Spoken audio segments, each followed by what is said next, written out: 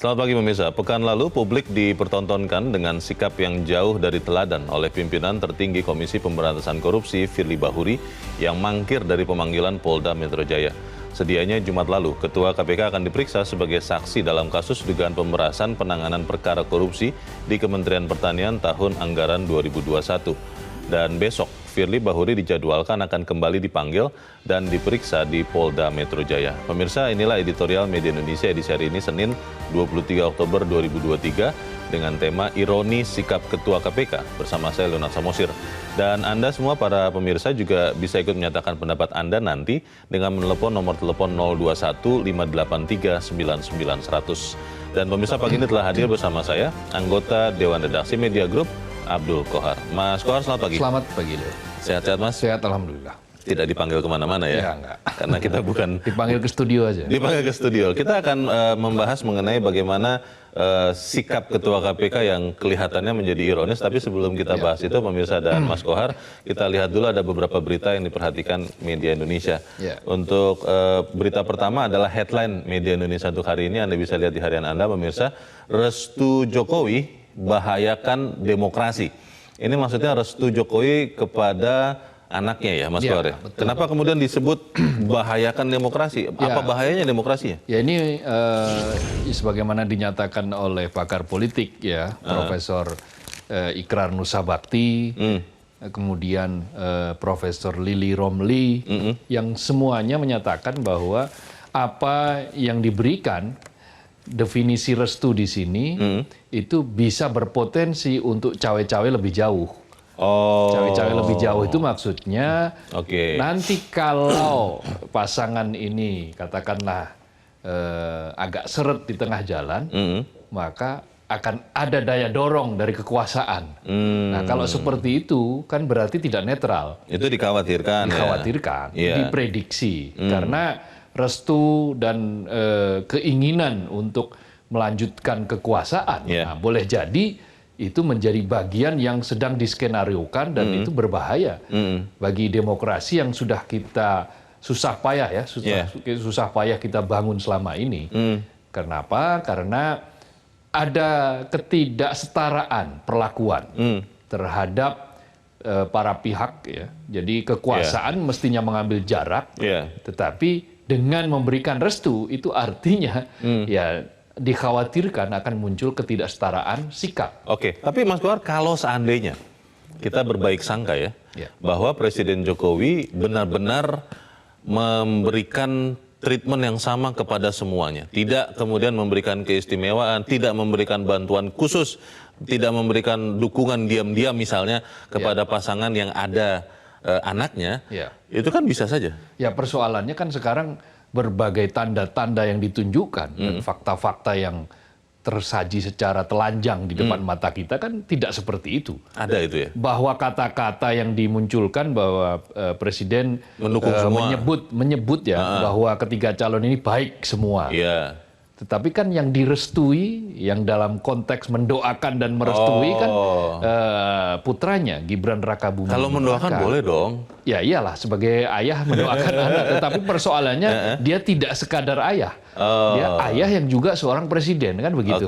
Nah, yang didoakan ini anak yang kebetulan juga menjadi wali kota dan sekarang akan maju menjadi bakal calon wakil presiden. Jadi kemungkinan bahwa sebagai presiden, seorang Jokowi akan tetap netral, itu kita jadi ragu begitu? Sangat ragu, dan ini yang disampaikan oleh kedua ahli tadi itu, baik Ikrar Nusa Bakti maupun Lili Romli misalnya, itu menyatakan ya mereka ragu bahwa pemilu ini akan bisa berjalan fair apabila nanti tidak ada pengawasan yang betul-betul keras ya, ketat terhadap pemilu yang akan berlangsung nanti. Karena itu pengawasan penting. Masalahnya yang mengawasi berani nggak?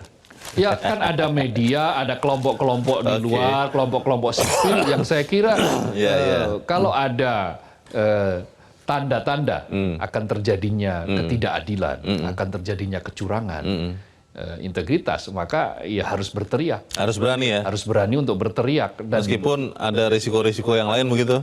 Ya, saya kira kalau semua rakyat Indonesia sepakat bahwa kita itu ingin menegakkan demokrasi yang betul-betul demokrasi yang sesungguhnya, yang equal, yang setara, maka ya harus berani untuk mengambil sikap. Baik, kita harap seorang Joko Widodo tetap menjadi negarawan, seperti harapan kita. Ya betul, antara apa yang diucapkan dengan tindakannya sama. Dilakukan. Baik, kita tinggalkan berita itu, kita ke berita selanjutnya di halaman 2, di halaman dalam di harian Anda pemirsa. Ini terkait dengan Mahkamah Konstitusi. Mahkamah Konstitusi atau MK mustahil jegal capres usia 70 plus. Itu gugatannya katanya akan diputus hari ini ya Mas Kohar ya. Kenapa kemudian dikatakan jadi mustahil? Ini yakin sekali nih, jangan-jangan MK memberikan kejutan yang lain setelah yang lalu memberikan kejutan, ini juga jangan-jangan kejutan juga. Bagaimana? Karena tidak ada relevansinya. Menurut ahli tata negara ya, Ferry Amsari yang menyebutkan bahwa tidak ada relevansinya membatasi seseorang mencalonkan diri menjadi capres, calon presiden atau cawapres di usia 70. Di usia 70 selama dia usia 70 itu dinyatakan dia sehat. Tetap sehat. Secara jasmani, sehat secara rohani gitu kan. Dan sehat secara psikis juga gitu. Jadi tidak ada halangan itu dan tidak ada alasan untuk itu. Karena ya kalau kemarin apa yang dijadikan basis keputusan MK itu adalah pemimpin dunia di luar sana, ya kita saksikan Joe Biden juga sudah sangat tua. Di atas 70 sudah di atas 70. Ronald Reagan dulu waktu menjadi presiden Amerika pada periode pertama di atas 70 juga. Dan dia 2 periode malahan Ronald Reagan. Jimmy Carter juga begitu waktu itu. Jadi disebut MK mustahil jegal ini lebih karena usia 70 itu tidak relevan sebagai batas kesehatan seseorang. Bukan karena siapa yang kemungkinan akan terjegal begitu dan siapa pasangannya, bukan karena itu ya? Iya, bukan karena itu mestinya. Karena memang kalau usia ini kan yang kena ya Prabowo kan. Prabowo usianya sudah 72 tahun. Tetapi itu dikatakan oleh berbagai kalangan tidak relevan. Kalau ternyata nanti MK memutuskan bahwa batas usia 70, maka ya akan rusak semua tatanan di Republik ini. Ya itu kejutan yang kemarin ditambah kejutan yang ini kan bisa juga Mas. Ya itu akan merusak semuanya. Itu sesuatu yang sudah runtuh akan diambrukkan. Baik. Ya ini mungkin mengaminkan bahwa Indonesia ini negara yang ajaib begitu ya. Apa saja bisa terjadi di Republik ini. Tapi kita tunggu ya hari ini ya keputusan MK itu Mas Kohar. Kita tinggalkan berita itu, kita ke berita selanjutnya masih dari halaman 2. Ini terkait dengan konflik di Palestina, di Israel. Israel mulai serang wilayah tepi barat. Ini apa yang disampaikan berita ini, Mas? Ini kan yang kita khawatirkan waktu editorial beberapa hari yang lalu, bahwa perang ini kalau tidak segera dihentikan, kalau masyarakat internasional tidak segera menghentikan, itu akan melebar kemana-mana. Editorial pada pagi ini diberi judul Ironi Sikap Ketua KPK. Ini memang kan kita selama ini meyakini bahwa Komisi Pemberantasan Korupsi itu benar-benar mau menegakkan hukum, mau memberantas korupsi. Tapi ketika editorial mengatakan ironi sikap Ketua KPK, apakah yang dimaksudkan dengan ironi sikap Ketua KPK ini, Mas Kohar? Ironi itu begini, Ketua KPK ini kan pihak yang harus menjadi teladan ketika dia sedang berada dalam perkara. Teladan itu maksudnya bagaimana? Ketika dia dipanggil, maka dia harus datang. Secara gentleman dia datang, kemudian diperiksa dia datang, dan kalau merasa bahwa dia tidak melakukan itu, dia buktikan bahwa dia tidak melakukan itu, tetapi dia harus mendatangi pemeriksaan itu. Karena proses yang berlangsung itu katanya kan equality before the law. Kesamaan di depan hukum. Siapapun dia, posisinya apapun. Nah buktinya Menteri Syahrul Yassin Limpo saja, yang surat panggilannya besok, malamnya sudah bisa langsung dijemput kok. Artinya, ketika KPK memperlakukan itu terhadap Syahrul Yassin Limpo bisa, mestinya polisi juga boleh dong melakukan hal yang sama terhadap Firly. Dan Firly harus menunjukkan bahwa dia tidak ngeles dalam kasus ini. Untuk menunjukkan bahwa memang dia tidak bersalah. Ya berani saja. Kenapa? Alasannya ada agenda lain katanya. Agenda lain. Dan agenda lainnya juga tidak bisa disebutkan. Apa itu agenda lain? Lalu kemudian yang kedua, katanya masih mempelajari. Untuk apa mempelajari? Sudah begitu, kirim suratnya, tembusannya kepada Kapolri dan Menko Polhukam, Mahfud MD. Apa urusannya? harus pakai tembusan ke Menko Polhukam. Mungkin karena merasa lembaga yang memeriksanya itu ada levelnya di bawahnya begitu loh, Nah, Mas Kohar. yang dikhawatirkan dengan tembusan itu ada upaya-upaya manuver-manuver politik yang hendak dipakai untuk ya ini kan ini dugaan. Yeah. Ya, dugaannya seperti itu. Jadi itu yang harus dihindari. Kita akan bahas itu Mas Kohar dan pemirsa, inilah editorial Media Indonesia untuk hari ini Senin 23 Oktober 2023, ironi sikap Ketua KPK.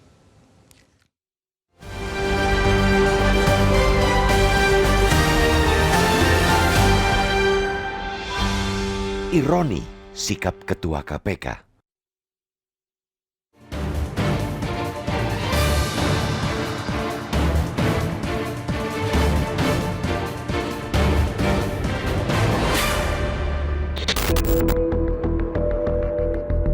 Pekan lalu, publik dipertontonkan sikap yang jauh dari teladan oleh seorang pucuk pimpinan institusi penegak hukum. Ketua Komisi Pemberantasan Korupsi atau KPK, Firly Bahuri, mangkir dari pemanggilan penyidik Polda Metro Jaya. Firly pada Jumat 20 Oktober sedianya diperiksa sebagai saksi dalam kasus dugaan pemerasan penanganan perkara korupsi di Kementerian Pertanian tahun anggaran 2021. Firly Bahuri melalui keterangan koleganya, Wakil Ketua KPK Nurul Gufron, beralasan menghadiri agenda lain yang sudah dijadwalkan sebelumnya. Tidak jelas agenda yang dimaksud. Gufron juga mengatakan Firly perlu waktu untuk mempelajari kasus dugaan pemerasan itu. Surat izin Firly untuk tidak menghadiri pemeriksaan pada Jumat tersebut ditujukan ke Kapolda Metro Jaya Irjen Karyoto sekaligus ditembuskan ke Kapolri Jenderal Listio Sigit Prabowo dan Menteri Politik, Hukum dan Keamanan atau Menko Polhukam Mahfud MD. Sebetulnya agak aneh, kenapa tembusan ditujukan ke Menko Polhukam yang notabene bukan atasan Ketua KPK dan jelas dilarang mengintervensi perkara hukum. Hal itu lantas mengingatkan pada perilaku Mahfud yang belakangan sempat seperti layaknya juru bicara KPK. Di luar kewenangannya, Mahfud menyebutkan siapa menjadi tersangka mendahului pengumuman KPK. Terlepas dari keanehan surat tembusan itu, absennya Firly dari pemeriksaan penyidik Polda menampilkan sebuah ironi. Firly selaku Ketua KPK mestinya sangat paham proses hukum. Alih-alih sibuk membantah dan menuding balik lewat keterangan tertulis yang disebar ke publik, Firly seharusnya terdepan menunjukkan sikap seorang warga negara yang baik. Firly juga pasti menyadari ketidakhadirannya membuat progres pengusutan kasus dugaan pemerasan tersendat. Apalagi polisi sudah menyatakan keterangan Firly akan menentukan penetapan tersangka. Hingga saat ini, polisi belum menyebutkan pimpinan KPK mana yang menjadi pihak terlapor atau dituduh memeras. Penyidik baru mengungkapkan bahwa pihak pelapor atau yang diperas ialah Syahrul Yassin Limpo yang pada waktu kejadian masih menjabat Menteri Pertanian. Hambatan penyidikan kasus tampaknya bukan hanya dari mangkirnya Firly atas panggilan polisi. Keengganan KPK menyanggupi permintaan supervisi yang diajukan Polda Metro Jaya turut menjadi sandungan. Polda Metro Jaya menyatakan surat permohonan supervisi telah disampaikan pada 11 Oktober. Namun lebih dari sepekan kemudian pihak KPK mengaku belum mengetahui keberadaan surat tersebut. Di era kejayaan teknologi informasi seperti saat ini, sulit dipercaya sebuah surat resmi sampai terselip entah menyangkut di mana. Supervisi dimintakan polisi karena kasus dugaan pemerasan oleh pimpinan KPK tergolong tindak pidana korupsi. Jerat hukumnya memakai pasal 12E atau pasal 12B atau pasal 11 Undang-Undang tentang Pemberantasan Tindak Pidana Korupsi Junto pasal 65 KUHP. Kasus tersebut bukan perkara main-main, bukan pula masalah sepele. Pihak tertuduh merupakan pentolan institusi yang menjadi leading sektor sekaligus koordinator pemberantasan korupsi di tanah air. Apa jadinya bila KPK yang seharusnya terdepan memberantas korupsi justru dipimpin oleh orang yang korup? Tuduhan pemerasan memang belum tentu benar. Di lain pihak, suatu kasus tindak pidana tidak mungkin naik ke tahap penyidikan bila tidak ada indikasi kuat kejadian. Oleh karena itu, kasus pemerasan yang diduga melibatkan pimpinan KPK ini harus diusut tuntas dan selanjutnya bisa dibuktikan di pengadilan. Jika memang tidak bersalah, Firly mestinya tidak perlu takut memberikan keterangan kepada penyidik. Itikat baik untuk membuktikan bahwa pimpinan KPK tidak bersalah dapat mulai ia tunjukkan dengan memenuhi panggilan kedua esok. Polda Metro Jaya tidak perlu ragu, apalagi takut menjemput Firly jika masih mangkir.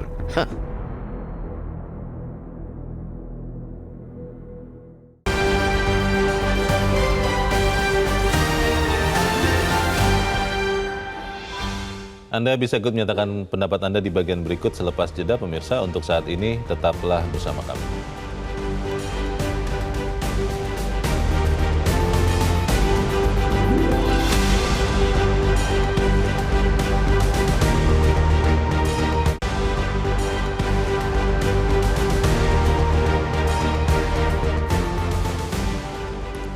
Terima kasih Anda masih bersama kami di Editorial Media Indonesia, dan sebelum kita lanjutkan diskusi kita, Mas Kohar, kita mau bertanya juga. Saat ini kita sudah tersambung lewat saluran telepon dengan peneliti Indonesian Corruption Watch, Kurnia Ramadana. Mas Kurnia, selamat pagi. Selamat pagi, Bang Leo. Ya, Mas Kurnia, setelah tidak datang di panggilan hari Jumat pekan lalu, besok dijadwalkan Ketua KPK akan kembali dipanggil oleh Polda Metro Jaya. Dan kita tahu kalau panggilan ketiga tidak datang juga akan dijemput paksa.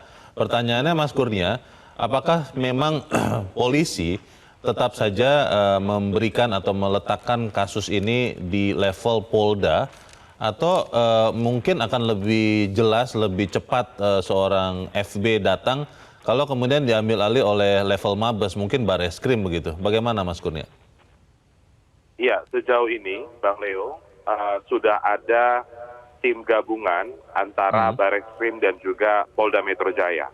Dan memang titik tekannya saat ini bukan persoalan aparat penegak hukum yang menangani perkara, tapi adalah saksi yang harusnya datang dipanggil oleh aparat penegak hukum. Kita tahu di dalam peraturan perundang-undangan, setiap orang wajib hukumnya untuk mendatangi panggilan penyidik. Dan saat ini kita masyarakat melihat seorang pimpinan KPK, Purnawirawan Jenderal Bintang 3 kepolisian, tapi justru mangkir dari panggilan kepolisian dengan alasan yang tidak jelas. Ada dua catatan kami, Bang Leo, dalam surat beberapa waktu yang lalu.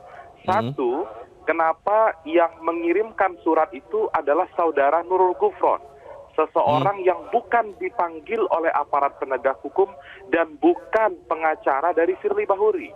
Kemudian yang kedua, di dalam surat itu kalau dibaca secara cermat, ada surat tersebut ditembuskan kepada Kapolri dan Menko Polhukam. Bagi kami itu tidak nyambung. Kenapa tidak nyambung? Karena yang memanggil adalah penyidik Polda Metro Jaya. Lalu untuk apa surat itu ditembuskan kepada Kapolri dan Menko Polhukam? Demikian, Bang Leo. Mungkin karena di dalam editorial juga ditulis sih bahwa Menko Polhukam kan di dalam kasus yang sekarang diperiksa terkait dengan FB ini, Mas Kurnia, kan juga bahkan pernah memberikan sinyalemen bahwa siapa yang akan menjadi tersangka itu mendahului pengumuman KPK. Mungkin harapannya FB mengirim surat itu ada penyelesaian politis begitu ya. Bisa jadi seperti itu tidak? Iya, fungsi Menko Polhukam itu dalam struktur pemerintahan adalah pengawas administratif penegak hukum, bukan justru masuk dalam proses penegakan hukum. Dan saat ini kita lihat ada upaya ingin menarik struktural pemerintah untuk cawe-cawe di dalam perkara ini, yaitu yang sedang dilakukan oleh Firly Bahuri. Kalau FB tidak hadir besok, kalau FB tidak hadir di panggilan kedua ya, berarti panggilan ketiga itu kan harus diambil, kalau tidak datang juga dipanggil paksa begitu. Ini bisa memicu semacam cicak buaya KPK versus Polri yang berikut tidak kalau Anda kira, Mas Kurnia? Iya, saya rasa tidak ya. Kalau dulu cicak versus buaya itu kan ada upaya kriminalisasi dari salah satu penegak hukum kepada KPK. Saat ini kami rasa yang sedang dilakukan oleh kepolisian justru membantu KPK untuk membersihkan lembaga itu dari para koruptor. Siapa koruptor itu yang sedang diselidiki oleh Diperiksa, KPK. Ada 2 tindak pidana yang sedang diusut oleh Polda Metro Jaya. 1 upaya pemerasan, 2 bertemu dengan pihak yang sedang berperkara. Jangan lupa Bang Leo, kasus ini sudah naik pada proses penyidikan. Kalau naik pada konteks penyidikan, maka ada upaya paksa di sana yang dibenarkan. Jadi kalau 2 kali saudara Firly Bahuri tidak datang memenuhi panggilan, maka kepolisian demi hukum sah untuk menjemput paksa yang bersangkutan. Bahkan Bang Leo, kalau seandainya sudah ditetapkan sebagai tersangka, kepolisian bukan lagi menjemput paksa, tapi bisa menangkap yang bersangkutan. Menahan ya, langsung menahan bisa begitu ya? Benar, Bang Leo. Oke, kita tunggu berarti mengedepankan azas praduga tak bersalah. Kita tunggu kehadiran FB dan juga sikap KPK yang saat ini masih salah satu lembaga yang dipercaya untuk memberantas korupsi. Untuk saat ini terima kasih peneliti Indonesian Corruption Watch ICW Kurnia Ramadana sudah mencerahkan kami pagi ini. Selamat pagi Mas Kurnia. Kita kalau melihat Mas Kuar, kalau seandainya besok itu kan rencana pemanggilan FB, tidak hadir juga. Yang seperti tadi kita sudah bahas adalah jemput paksa. Tapi pertanyaannya Mas Kuar, apakah besok belum dong? Oh iya, maksudnya yang panggilan ketiga setelah itu. Tapi pertanyaannya kan kalau memang karena ada agenda, itu kan berarti memang bisa kita terima juga. Bagaimana? Ya persoalannya agendanya apa? Kalau kita transparan, misalnya begini, ketika Syahrul Yassin Limpo hendak diperiksa oleh KPK, yang pertama itu yang pertama, Syahrul Yassin mengatakan dia akan menjenguk ibundanya yang sedang sakit. Dan memang dilakukan. Dan fotonya ada, videonya ada bahwa ibundanya ada bukti bahwa ibundanya sedang sakit. Oke. Dan dia sudah menyatakan kesediaan akan memenuhi panggilan KPK esok 2 hari lagi atau tanggal yang sudah ditentukan lah. Jumat itu ya? Nah, ya betul. Tadinya. Tetapi faktanya sebelum menunaikan itu Kamis malamnya sudah dijemput paksa. Nah, mengapa kalau KPK kepada pejabat yang lain itu bisa, sementara ini kepolisian kepada KPK dalam kasus dugaan yang ada laporannya kok tidak bisa? Nah, inilah yang muncul di dalam masyarakat bahwa apakah betul hukum kita benar-benar tegak? Apakah betul hukum kita berjalan secara equal, secara sama, setara tadi yang saya katakan antara pihak satu dan pihak lainnya? Apakah seorang ketua KPK punya kekuatan yang bisa menangkal semua pemeriksaan, katakanlah ada di atas hukum berarti ada di atas hukum, melampaui hukum, beyond of law, kan nggak bisa. Semuanya sama. Prinsip hukum yang kita jalankan adalah rule of law, bukan rule by law. Bukan hukum yang digerakkan oleh kekuasaan, bukan hukum yang ada di bawah ketiak kekuasaan. Tetapi kekuasaanlah yang tunduk pada hukum. Kita masih negara hukum. Karena kita negara hukum. Bukan negara kekuasaan. Bukan negara kekuasaan. Itu rule of law, bukan rule by law. Nah, itu kita buktikan. Nah, karena itu apa yang berkali-kali disampaikan oleh Ketua KPK, Firly Bahuri, bahwa tidak benar dia melakukan pemerasan, tidak benar bahwa pertemuannya dengan SYL, Syahrul Yassin Limpo itu adalah pertemuan biasa sebelum ada perkara. Awalnya malah dibantah kan ada pertemuan kan. Awal sekali kalau kita masih ingat. Begitu fotonya beredar, akhirnya jadi ada. Akhirnya, oh ya ada, tapi itu bukan untuk membicarakan apa-apa, itu pertemuan biasa. Nah, di pinggir lapangan bulu tangkis soalnya. Semua itu biar dijelaskan di depan penyidik. Karena dia berada dalam posisi sebagai saksi, katakanlah begitu. Kalau ada perasaan mungkin ya, Mas Kuar ya, bahwa karena FB adalah ketua KPK, ini kan pimpinan tertinggi di KPK, maka yang harusnya memproses adalah juga level tertinggi di lembaga penyidik yang sedang memeriksanya. Itu bagaimana? Tidak harus selalu seperti itu. Karena begini, pengaduan masyarakat atau Dumas yang disebut itu kan disampaikan ke Polda Metro Jaya. Satu. Kedua, lokus deliktinya, peristiwanya, lokasinya, tempat kejadian, diduga itu kan dalam laporan itu kan di Jakarta. Yang tadi ada foto di wilayah lapangan Jakarta. bulu tangkis itu adanya di Bulu tangkis Jakarta. adanya di Jakarta. Terus dugaan penyerahan uang, dugaan itu yang disebut-sebut itu, yang beredar itu Itu di Jakarta itu juga juga? terjadi Jalan Kertanegara di Jakarta. Oke. Nah, dengan berbagai macam pengaduan, yang lokus deliktinya, yang tempat perkaranya, kejadian perkaranya itu di daerah Jakarta. Wajar jadi Wajar di Polda apabila Metro Jaya. laporannya ke Polda Metro Jaya dan Polda Metro Jaya karena menerima pengaduan masyarakat sangat-sangat wajar bila menindaklanjuti itu, bahkan harus wajib. Tidak perlu menaikkan levelnya ke Bareskrim misalnya, ke Mabes begitu? Tadi dikatakan oleh ICW, tadi sudah ada tim gabungan.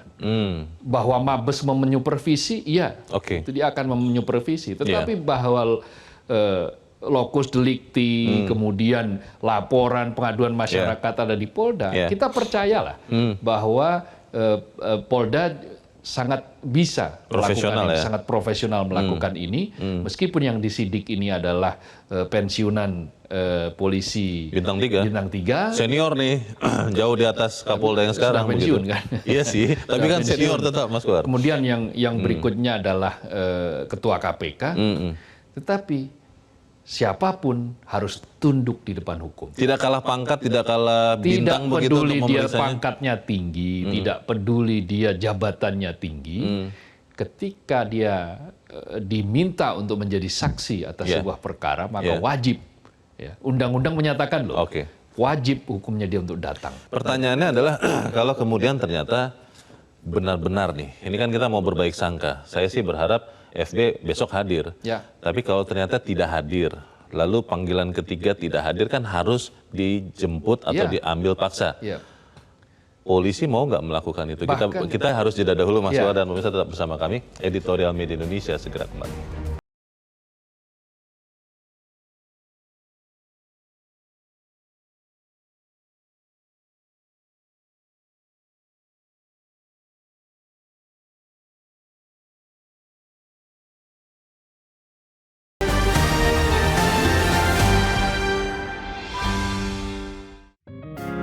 Media Indonesia mengajak Anda untuk mengakses fitur premium e-paper. Dengan sajian konten berbasis intelektual dan meneguhkan kebangsaan, Media Indonesia tampil dengan lebih dinamis melalui e-paper Media Indonesia yang dapat Anda akses kapan saja, di mana saja. Caranya mudah, download aplikasi Media Indonesia di Android atau ketik link e-paper.mediaindonesia.com atau bisa scan QR code pada layar kaca Anda. Klik tab e-paper di bagian samping layar tablet Anda, daftarkan data diri, serta pilih paket berlangganan e-paper Media Indonesia sesuai dengan kebutuhan Anda. Nikmati juga bonus spesial tambahan 4 halaman rubrik fokus setiap hari. Semua bisa Anda dapatkan hanya di e-paper Media Indonesia. Untuk informasi lebih lanjut, hubungi customer service di nomor 0811 1201 2018 atau kunjungi media sosial @mediaindonesia. Media Indonesia, referensi bangsa. Terima kasih Anda masih bersama kami di Editorial Media Indonesia, pemirsa. Dan saat ini sebelum kita lanjutkan diskusi kita, Mas Kuar, kita mau mendengarkan juga pendapat dari pemirsa Metro TV. Kali ini kita sudah terhubung dengan pemirsa Metro TV di Gorontalo, ada Pak Darmanto. Pak Darmanto, selamat pagi. Pak Darmanto di Gorontalo, selamat pagi. Kelihatannya terputus, kita akan coba ke pemirsa Metro TV berikut. Kali ini dari Ciputat, Tangerang Selatan, ada Ibu Lela. Ibu Lela, selamat pagi. Halo, Bu Lela. Masih belum terhubung juga, kita akan coba ke pemirsa Metro TV berikut. Di Batam, Kepulauan Riau, ada Pak John Veto. Pak John, selamat pagi. Selamat pagi, Bung Leo. Selamat pagi, Bung Abdul Kohar. Salam Selamat sejahtera. pagi. Pagi, Pak John. Salam sehat. Bagaimana Pak John pendapat Anda? Ironis sikap Ketua KPK ini. Anda meyakini bahwa besok FB akan datang atau kira-kira menurut Anda masih akan ada agenda yang lain, Pak John? Bagaimana Pak? Silakan Pak. Jadi kita gini, Bung Leo, Bung Kohar. Ya, kita dalam bulan Oktober ini kita disuguhi dengan dagelan yang tingkat tinggi. Tapi kalau bagi saya itu dagelan murahan. Di MK, sekarang di KPK ya. Dagelan. Jadi ini Oke. sesuai ini ya. ironi sikap Ketua KPK. Ini begini, kemarin itu kan Firly Bahuri ini kan mangkir hari Jumat kemarin. Karena dia mungkin takut cepat keramat, kan? Karena dari penyelidikan jadi penyidikan. Oh, bisa begitu ya? Dan dia yang anehnya, Bung Leo, suratnya kemana-mana. Ke Menko Polhukam, ke Kapolri, jangan ke malaikat juga ada kirim surat juga, dia rasa. Iya. Ya, Firly ini. Ya. Yeah. Jadi ini ketegasan pihak kepolisian aja. Tapi saya begini, mulai saya agak khawatir juga dengan gunjang-ganjing politik akhir-akhir ini, ya. Iya. Apa yang bisa yang tidak yang di luar akal saya kita terbukti, ya. Bisa terjadi. Bisa terjadi, ya. Saya ketawa-ketawa, senyum simpul aja. Jadi ini mudah-mudahan ini besok dia dipanggil. Yeah. Polisi kalau ada apa, mudah-mudahan dia dijadikan tersangka besok ini.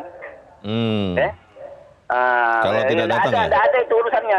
Mau dia ketua KPK, mau dia apa nggak ada. Kalau kita jujur kata Bung Kohar tadi, ya. Oke. Apa itu umat manusia di Indonesia itu sama di mata hukum. Tak ada. Dia mau Firly, mau apa, tidak ada urusan itu. Yang penting polisinya itu betul nggak? Kita tengok aja besok. Kita tengok aja besok. Pak Firly ini betul nggak? Ya, kita tunggu, kita tengok aja. Kita awasi sampai depannya. Baik. Terima kasih Pak John Veto di Batam, Kepulauan Riau untuk pendapat Anda, Pak. Selamat pagi. Kita akan mencoba kembali menghubungi pemirsa Metro TV di Gorontalo. Ada Pak Darmanto. Pak Darmanto, selamat pagi. Halo Pak Darmanto di Gorontalo, selamat pagi. Baik. Halo. Ya, selamat pagi Pak Darmanto di Gorontalo. Silakan Pak, pendapat Anda Pak. Langsung saja Pak, silakan. Begini saja Pak, saya pendapat kembalikan kepada jiwa Ketua KPK. Bagaimana kalau KPK sudah memanggil dua kali terhadap tersangka? Bagaimana tindakan KPK? Dan ini terjadi pada Ketua KPK sendiri. Bagaimana kalau kita menghadapi penilaian opini masyarakat sudah jadi akan tidak baik terhadap KPK. Kemudian beliau ini kan berasal dari kepolisian. Untuk apa dia tidak menghargai undangan dari kepolisian untuk menghadap sebagai saksi, kan hanya menjelaskan apa benar ini yang disangkakan itu sebagai disangkakan oleh Kapol. Oke. Baik, Pak Darmanto, mohon maaf komunikasi kurang begitu jelas, tapi kita sudah menangkap maksud Anda bahwa kembali saja ke prosedur normal, apalagi seorang FB juga adalah purnawirawan polisi ya, jadi mengetahui prosedurnya. Terima kasih untuk pendapat Anda Pak Darmanto dari Gorontalo. Selamat pagi Pak. Di belakang Pak Darmanto ada pemirsa Metro TV berikut, kali ini dari Cirebon, Jawa Barat, ada Ibu Indra. Ibu Indra, selamat pagi. Selamat pagi Bung Leonard Samosir dan Bung Abdul Kohar. Assalamualaikum warahmatullahi wabarakatuh. Metro TV. Waalaikumsalam warahmatullahi wabarakatuh. Bagaimana Ibu Indra melihat sikap Ketua KPK ini? Silakan Bu Indra.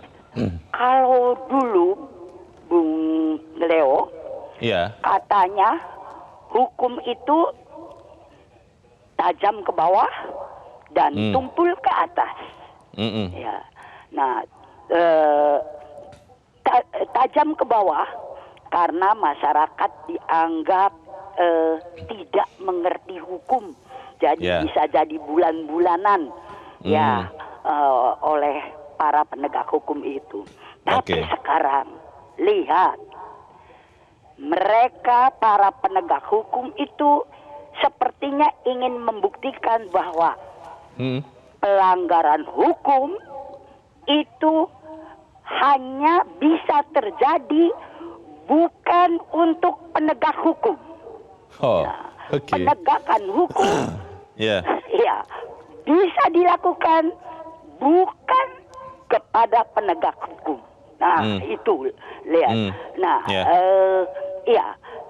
mereka yang mengerti penegakan hukum, tapi justru mencari celah-celah bagaimana cara menghindari dari eksekusi penegakan hukum. Jeratan hukum ya? Iya, itu kan jadi membuat kita terpana. Itu saja yang bisa Bu Indra sampaikan. Beliau mudah-mudahan mereka sadar bahwa masyarakat Indonesia sekarang ini masyarakat yang sudah mengerti hukum. Terima kasih. Assalamualaikum warahmatullahi wabarakatuh. Waalaikumsalam warahmatullahi wabarakatuh. Terima kasih Bu Indra di Cirebon, Jawa Barat untuk pendapat Ibu. Selamat pagi. Para pemirsa melihat dengan jernih nih Mas Kohar dan masih yakin bahwa kepolisian akan bertindak apa adanya, tidak masalah siapa yang akan dipanggil, siapa yang akan disidik. Tapi kembali ke pertanyaan awal saya sebelum kita jeda tadi, apakah kalau FB besok tidak hadir, panggilan ketiga tidak hadir, itu Polri akan benar-benar dalam hal ini Polda Metro Jaya akan mengambil paksa seorang FB? Bahkan ada desakan dari Boyamin ya, dari Boyamin itu bahkan ada desakan tidak harus menunggu panggilan ketiga. Atas pertimbangan-pertimbangan hukum, pertimbangan-pertimbangan tertentu, ketakutan, katakanlah pertimbangan yang dianggap sebagai pertimbangan penyidik, bisa saja begitu besok katakanlah tidak hadir, malamnya bisa dijemput paksa, bisa saja. Meskipun itu nanti melanggar prosedur hukum acara. Buktinya Syahrul Yassin Limpo bisa dilakukan seperti itu. Karena kan katanya dikhawatirkan SYL akan melarikan diri ke luar negeri, katanya begitu. Nah, hal yang sama bisa juga kan? Bisa juga dikhawatirkan apabila nanti katakanlah misalnya kalau dianggap bahwa ini susah mencari-cari alasan, dikhawatirkan akan menghilangkan barang bukti. Menghilangkan barang bukti atau melarikan diri FB ini ya. Kemana itu kan, atau disembunyikan. Polda Metro Jaya bisa melakukan itu? Bisa. Penyidik bisa melakukan itu atas dasar penelitian objektif dari para penyidik. Artinya kalau kepada yang pejabat yang lain bisa, kenapa terhadap pejabat yang seperti ini tidak bisa? Jadi hukum itu yang namanya equal, setara itu bukan hanya membedakan antara atas bawah, tapi juga samping kanan, samping kiri itu sesama juga penegak hukum pun harus equal. Tidak peduli misalnya ini karena dia mau menangkap orang yang pandangan politiknya berbeda misalnya. Diduga ada misalnya ada berkembang di masyarakat itu. Ada pemikiran seperti itu. Ada pemikiran seperti itu, maka ini bisa dipercepat. Nah, tetapi ketika yang ini dianggap menjadi bagian dari pilihan atau politik yang sama, kekuatan yang sama, maka harus dilindungi. Tidak bisa seperti itu. Hukum kalau memang kita siap untuk menegakkan hukum seadil-adilnya, secara equal, secara setara, maka tunjukkan bahwa semua bisa diberlakukan secara sama. Semua bisa diperlakukan secara setara tanpa memandang apakah dia itu seorang pensiunan jenderal, bintang 3, apakah dia seorang ketua KPK, apalagi dia penegak hukum kan. Penegak hukum tentu saja dia mengerti proses-proses hukum dan harusnya itu memberi contoh teladan bagi proses penegakan hukum. Tapi Mas Kohar tadi kan Mas Kurnia dari ICW mengatakan ada surat yang juga dikirimkan oleh Nurul Gufron kepada Menko Polhukam dan kepada Kapolri. Ini kan surat bisa jadi ada efeknya nih. Nah, kalau kemudian efeknya ini ternyata membuat kemudian PMJ Polda Metro Jaya bisa jadi tidak bisa mengambil paksa. Ini apa ceritanya? Kita harus jeda dahulu, Mas Kohar, dan bisa tetap bersama kami. Editorial Media Indonesia segera kembali.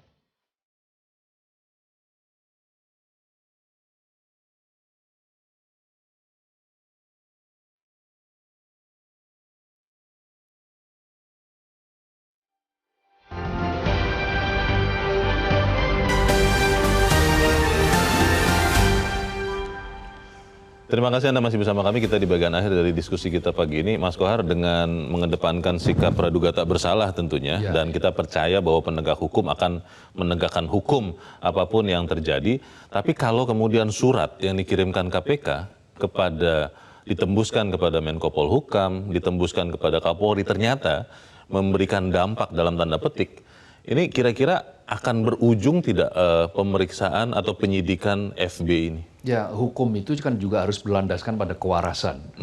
Nah, apakah kita ini masih waras atau tidak akan dibuktikan ketika nanti hal-hal yang misalnya katakanlah aneh-aneh, gitu kan, sesuatu yang tidak perlu, itu ternyata dikabulkan, ya berarti kita harus memeriksa kewarasan, kewarasan Republik ini, kewarasan penegak hukum, kewarasan pejabat yang menerima itu. Tapi saya masih punya keyakinan, punya harapan bahwa ya pejabat penegak hukum kita masih dilindungi oleh sikap waras tadi itu, sikap menjaga muruah jabatan, menjaga hukum itu tegak untuk pada siapapun, tidak peduli dia lawan politik atau dia kawan, dia tegak ketika ada yang bersalah ya dinyatakan bersalah, ketika dia harus memeriksa seorang yang harus diperiksa, dan yang diperiksa juga tidak perlu mencari siasat politik, tidak perlu mencampur adukkan antara penyelidikan, antara hukum dengan kehendak politik, jalan keluar politik. Itu kan yang diduga oleh berbagai komunitas anti korupsi, bahwa apa yang dilakukan oleh Firly, yang dilakukan oleh Nurul Gufron dengan memberikan tembusan kepada Kapolri dan kepada Menko Polhukam, itu dianggap sebagai siasat atau cara untuk mencari jalan keluar secara politis. Bermanuver begitu ya? Bermanuver secara politis. Nah ini kan problemnya hukum. Nah tapi kalau kemudian ternyata Mas, memang ada intervensi politis itu kira-kira bagaimana? Ya itu tadi yang saya katakan, bahwa kita harus mempertanyakan kewarasan itu. Kalau sampai Republik ini ternyata bahwa kekuasaan politik itu bisa bekerja, bisa bergerilya dan efektif bergerilya untuk membelokkan hukum, maka pada saat itu namanya kita sudah bukan rule of law lagi, bukan negara hukum lagi, rule by law, negara kekuasaan, yang dimana hukum itu berada di ketiak kekuasaan, hukum itu bisa seenaknya saja dibelak-belokkan untuk kepentingan kekuasaan, tetapi ya kita masih punya harapan. Kepolisian menjadi garda terdepan sekarang saat memeriksa ini, kasus ini, dan kita berharap kepolisian, dan yakinlah ya, kepolisian profesional, dia mampu menyelesaikan ini secara hukum dan tidak membawa ini ke ranah politik, tidak tunduk pada kehendak politik untuk apapun kekuasaan. Dan kalau memang misalnya aturannya bahwa dia harus segera dijemput paksa, ya jemput paksa. Kalau harus ditahan, misalnya dijadikan tersangka, ya jangan ragu-ragu untuk menjadikan tersangka. Tetapi kalau memang tidak terlibat sama sekali, ya bersihkan namanya, dibersihkan, kan? Dibebaskan, dibebaskan dengan argumentasi yang jelas. Bukti yang dengan jelas. Bukti yang otentik dan transparan. Dibuka kepada masyarakat. Kenapa sampai ada isu seperti ini? Nah, itu yang akan menjelaskan. Lalu ya kepada Ketua KPK juga kita harapkan untuk terbuka kepada publik. Kalau memang dia selama ini membantah, kalau memang tidak ada, itu, buktikan saja. Kenapa harus pakai mempelajari segala? Dan ini buktikan saja. Jangan pakai jalan keluar di luar hukum. Kita tunggu berarti besok dan tahapan selanjutnya. Semoga kemudian sikap Ketua KPK tegak lurus dengan sikap KPK untuk memberantas korupsi. Mas Abdul Qadir, terima kasih sudah hadir di tempat ini. Selamat pagi, Mas. Selamat pagi, Leo. Pemirsa publik, Anda dan saya tentu menunggu keseriusan dari Polda Metro Jaya untuk segera memeriksa Ketua KPK Firly Bahuri untuk mengusut tuntas dugaan pemerasan dalam penanganan kasus korupsi di Kementerian Pertanian. Itikat baik dari Ketua KPK Firly Bahuri memenuhi panggilan kedua besok juga sangat dinanti-nantikan masyarakat untuk memberikan keterangan kepada penyidik. Jika memang merasa tidak bersalah, Firly seharusnya tidak perlu takut. Saya Leonard Samosir, berterima kasih Anda sudah menyimak editorial Media Indonesia untuk pagi ini. Terus jaga kesehatan Anda, terus jaga nurani Anda. Selamat pagi, sampai jumpa.